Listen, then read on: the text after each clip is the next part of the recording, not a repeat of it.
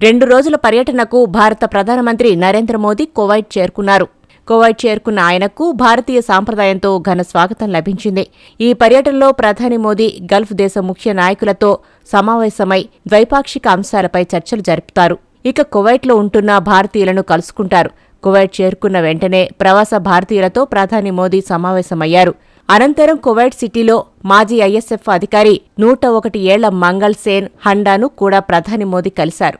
ప్రధాని మోదీ కువైట్ రాకతో అక్కడ నివసిస్తున్న ప్రవాసాంధ్రుల్లో ఆనందం వెల్లివిరిసింది.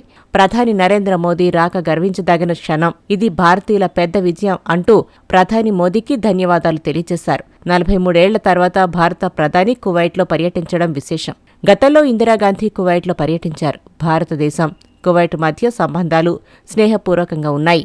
రక్షణ భద్రత సహకారాన్ని బలోపేతం చేయడం ఈ పర్యటనలో ప్రధాన అంశంగా ఉంటుందని భారత అధికారులు తెలిపారు. ద్వైపాక్షిక పెట్టుబడి ఒప్పందం, రక్షణ సహకార ఒప్పందం కోసం కువైట్తో చర్చలు జరుగుతున్నాయని విదేశాంగ మంత్రిత్వ శాఖ తెలిపింది.